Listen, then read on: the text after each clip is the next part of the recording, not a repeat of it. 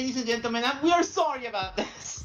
Okay, we're back with our third place Travelina. They have played very well, in all honesty. Except the Main Street matches, please just pretend they don't exist. Well, yeah, we can ignore them. Which leads me to my only thing I have to say. That one gave a Main Street. No, it was two of them were bad. No, Main Street. X Max the Garden. Oh my god. Just like, okay, let me actually let's put it this way. Like, your opponent in turn 2 sets up a Battlefy screen to block you off. And then you get eventually custom range blaster that allows you to break through, and yet you held it. Yeah, I didn't notice the spot. Yeah, and you didn't notice the fact that you could play custom range blaster, but you couldn't play range? Like, at that point, I wouldn't notice. Well, I mean, at least out in the end. Yeah. It didn't matter, because you actually ended up committing too much. Like, you committed to your base combo, and it actually paid off. But trust me, I was losing my mind. Just like, you can use the custom range, you can use the custom range, you can get out of that hole.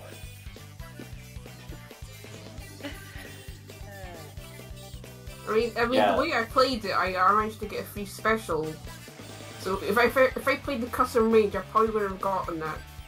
So yeah, maybe it wasn't optimal, but it still worked, right? So I still wasn't no. Oh no. This is not up to discussion. Like, you played very well. You ended up winning that game too. It's just like from the from the commentator's perspective, you could have just gotten yourself out of it, and yet you committed to your base combo, ended up getting your combo out, and it paid off too. It's just like, it just makes me sweat bullets. That is as simple as it gets.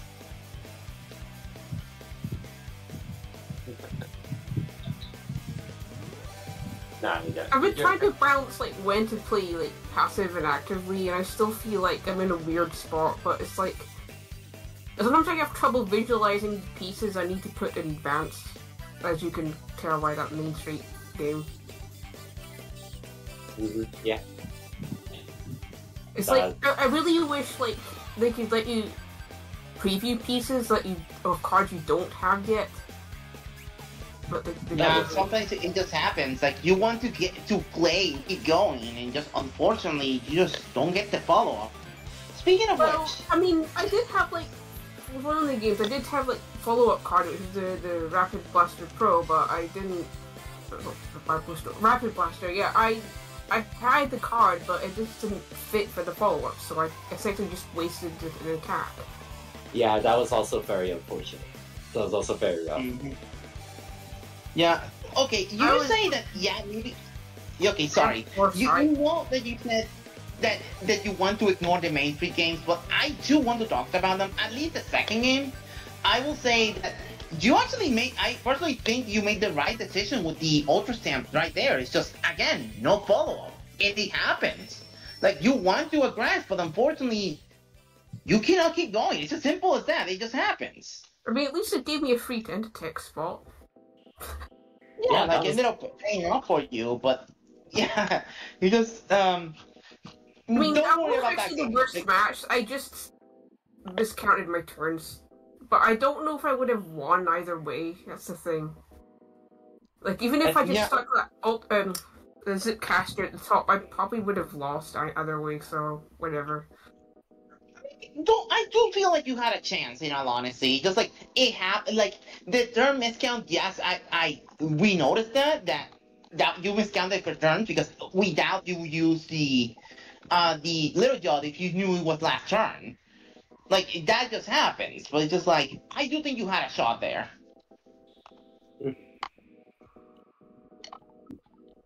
Yeah.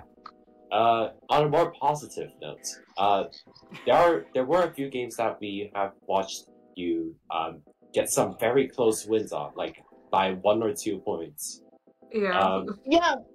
I think Travelina got like 2 1-point victories, and now Grand Finals finished a 1-point lead. Yeah, we're gonna have to ask Seb about that as well. Yeah, I feel like I kind of threw that River Drift game as well against Double Cookies. Yeah. That final game with Double Cookies is just like really unfortunate in Double Cookies' favor, but it definitely in yours. You actually played very well. Like I remember now that you actually. It's like near the third to last turn was to like place a big card and then follow up with Zipcaster, but I ran out of time. It just Here's the thing. Here's the thing. I do personally think that you actually played it as well as you could have. Like you ran out of time, but I will say that you putting down that Estelial when you did ended up helping you in the long run, and then you could just Zipcaster for free. Like you could have just put them both and. Well, yeah, you could have gotten more value out of your Steel, but you still won the match by 1 point. So it ended up mattering that you put it in at least a good enough spot that your follow-up 3-12 just wins you the game. Maybe I probably could have special to that Octopod. And that probably would have won me the game by like, I don't know, a point or two. It would have won you the game like 4 more points for sure, but just like you still did a very good job. Like don't discount yourself on that. It was good until the very last turns. Because basically, don't beat yourself up over it. You did well today. You did. Yeah, you still got bad. That is good.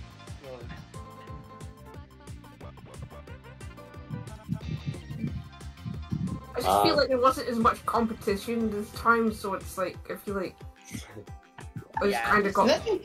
Let's be fair here. We're in the middle of a Splatfest, and it could, like, almost the end of the month, too. Like, they just need people be busy. It's as simple as that. Yeah, this is actually a smaller TBO. We only had, like, 7 people this time around.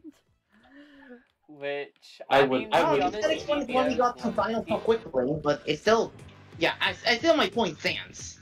To be honest, TBOs haven't been that big lately, but still, need more people playing these. If you're listening and you can play in a TBO, play in War. Get your TBO podium now. Yeah. I didn't play TBO because I didn't like a lot of my decks, and even now I still think some of them are lacking, but most of them are good enough. Clearly it is. It's kind of funny how like the box seats meta has changed so much, but somehow mine just worked out in the end because it's like, yeah, it's small, but I can just slowly take over the board by the end. Yeah. Yeah. Yeah, that was a great game. Yeah. Yeah, we unfortunately did have a game that even if the player ended up putting a captain, it did not matter because they were more vulnerable to special attacks. Like, box seats is just an interesting stage. I definitely do feel like updating my deck might be in order, but it's box seats. I just don't like box seats. Well, they're fun games to watch though, because you never know what's going to happen. Yeah. Oh, for sure. Or like with a lot of maps, you just kind of like watch the player build their bases for most of the game. Well, it's just a matter of which is satisfying, but at some point it starts to get a bit stale. Well, yeah, it's fine. I suppose it's fine. But it's it's such a volatile map. I don't pick it very often. It really is. That's the thing. You kind of don't want to run out of gas. Like, I think passing turns matters a lot more in this one because you can't exactly afford to pass in a board that only has 100 spaces to claim.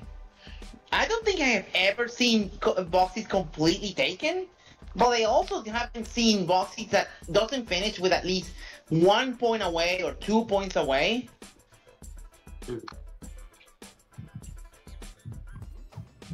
Yeah, just there's not a whole lot of room for, or there's not a whole lot of space to work with in box seats. So every turn matters.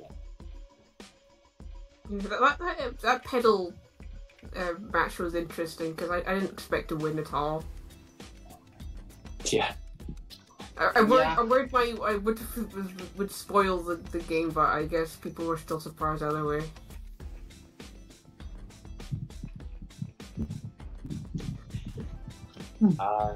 Yeah. Andrews, do you have anything else? No, I'm good to go. And congratulations, Serblina, on your third place. You did a very good job. I was gonna wrap it up with wait. Before we end the interview, I have the question.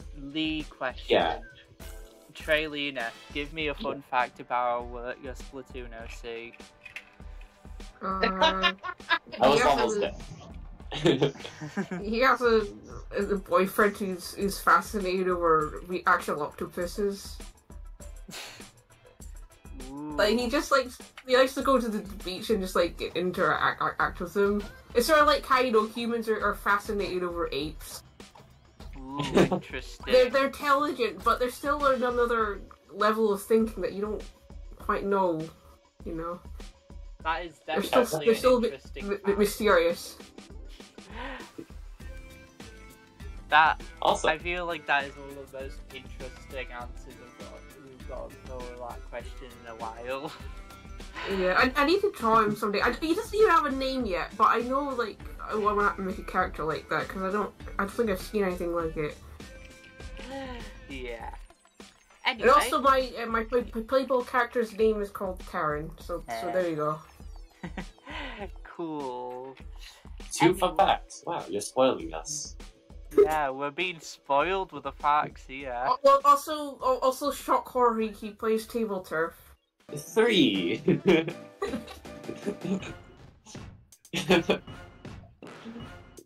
Yeah, awesome. So thank you so much for. Anyway, something I'll play less questionably next TBR.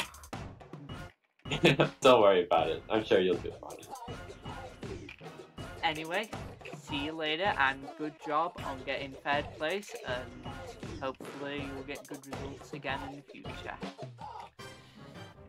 Yeah. Goodbye.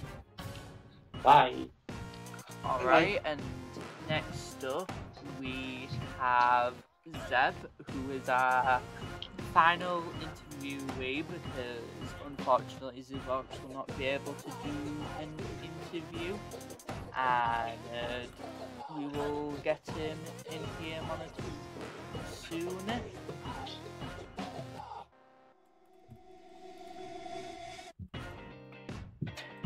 In the meantime, hear from our sponsors. Nah, I'm just kidding.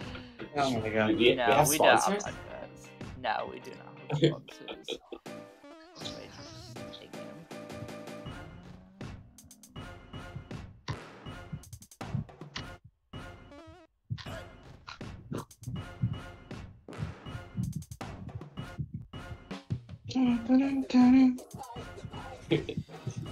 Just goofy little stuff. Yeah.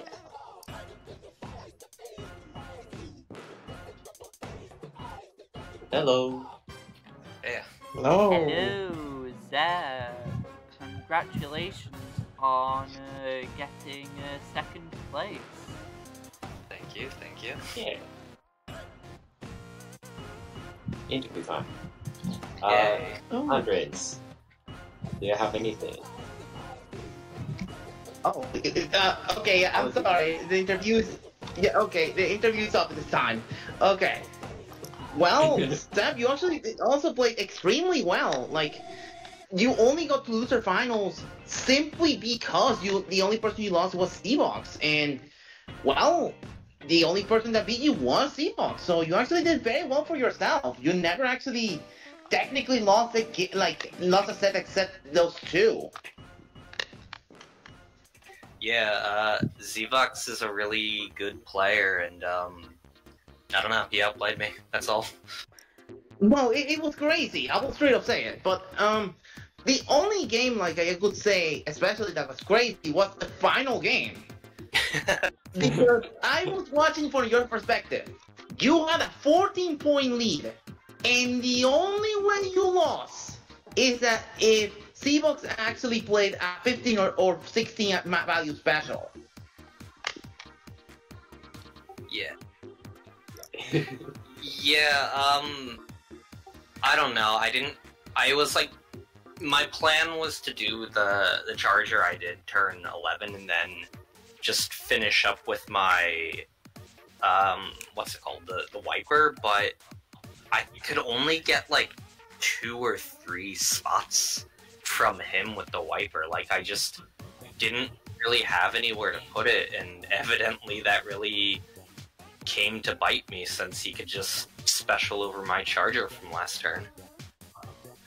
Yeah, but here's something that I need to put into perspective. Turn 1 and 2, you had perfect classes. Both of you actually went...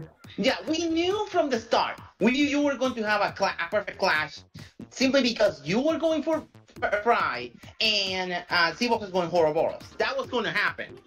Turn 2, you ended up getting another perfect clash between Ballpoint and what is it? Bloodborne. You had the advantage because that made Seabox have a much harder time breaking into your side of the board, while you could just attack from above, attack from below, protect the one way they can get in. Like, you played that game well. Like, straight up. Yeah. Yeah, so my strategy with that was to try to let basically all of those gray spots kind of defend me. I was trying to claim the bottom like almost entirely, which I think I was fairly successful at it. I wanted to let Zvox take the top left corner from my perspective because there weren't really many special blocks in the way that would stop me from attacking at the end. So I was just trying to kind of let him fill that out so I could attack it later. But I think what really did me in was that he had like a really good steel eel that managed to stretch down into my bottom right. So I was pretty vulnerable to a little bit of attacks then, and I think I just kind of panicked maybe. Oh yeah, that steel eel was quite huge for Seabox, yeah. Yeah.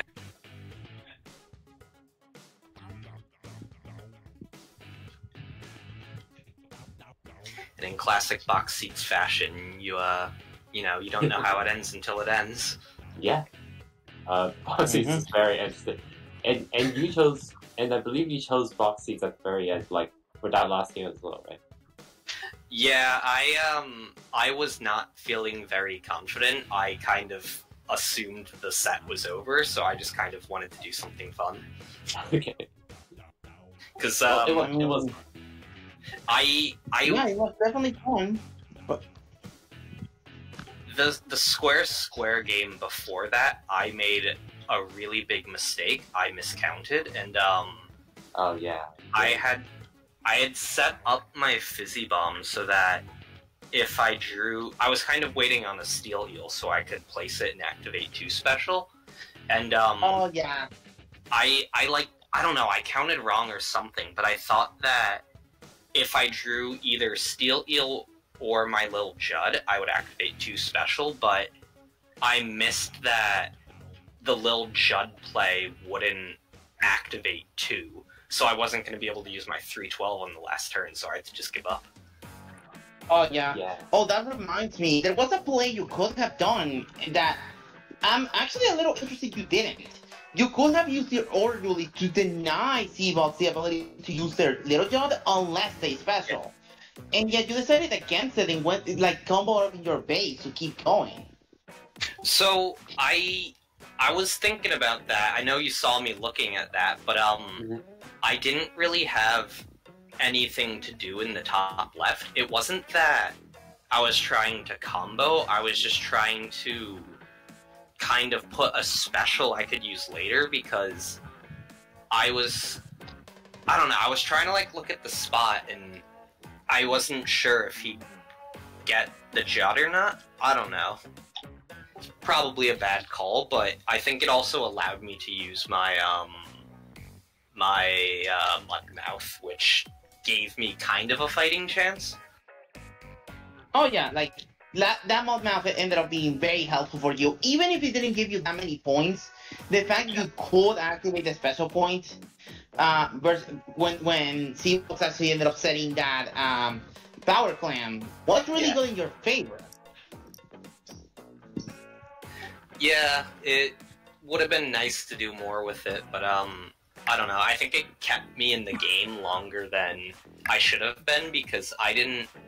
I think I played my opening kind of wrong there, and I just kind of gave up a lot of space, and then I got hit by really bad RNG. Yeah, I saw you wanted to give up on her too. I saw that. Yeah, happens to the best of us. Yeah. Mm-hmm. Sometimes more often than not. I also wanna, if Andres don't have that much more to say, I also want to kind of talk about your X Marks the Gardens deck, which is a checkerboard deck. Oh, that's right. Yeah, I don't think we see that very often on X Marks. So could you walk us through that that deck? So I have two that are kind of checkerboard. Which one particularly? I played both, I think. Oh. The one thing I do remember in one of your games is like you started with what is it? The Soulkeeper Brisk, yeah. Yeah, so that one's like I think like 75% just like copied from one of Yuvin's decks. I think I added Bisque and Ink Mine? No, not Ink Mine, Point Sensor. And I try to do like slightly different things, but like that one's just kind of like, I don't know, copy paste, because I didn't really like my X Marks decks. I think we have seen, I think we've seen a checkerboard deck on X Marks the Garden from Yovan. Is that like the main inspiration from running a checkerboard deck on X Marks the Garden? Kind of. I had been kind of experimenting with like my own take on it, like almost completely, which is the second deck I ran with like Joe and Amped Octostam. But I just wanted like what I thought would be like a more traditional and like reliable version of that.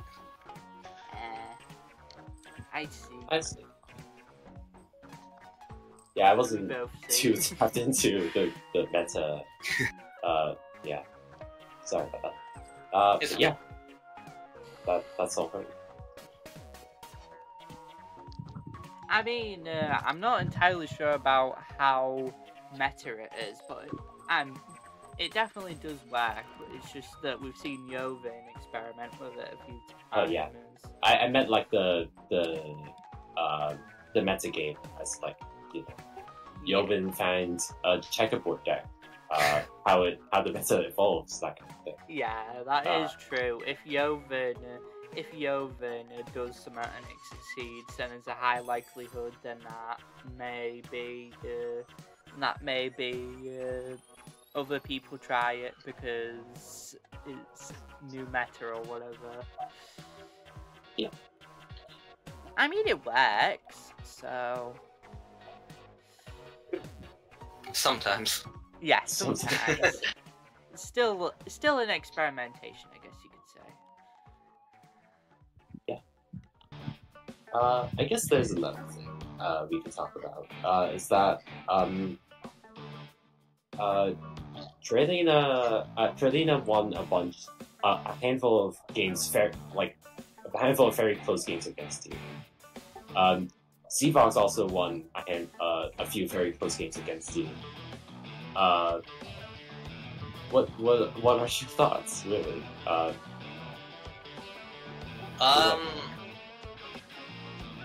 On multiple occasions, we're looking at the games and we're like, "Oh, Sep probably has to secure," and then turns out we're wrong. So I know on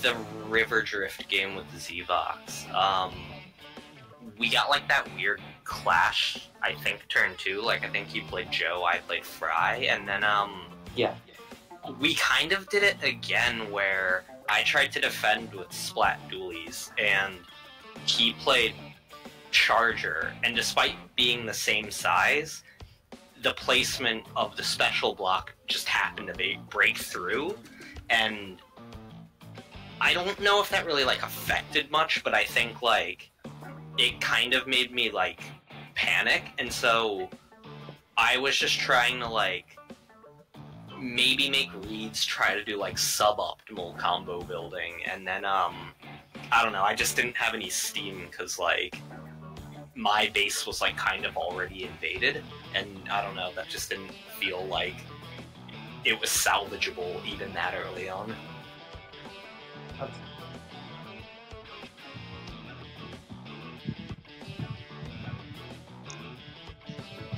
Alright. Well, yeah, I don't have much else to say, really. Me neither. I think we're good here. One question, We'll pass that to you, yeah. We need to ask the question. Give us a fun fact about Splatoon OC. We just need to ask it. It's just tradition. customary around here. Yeah. It's just tradition. It's tradition at this point.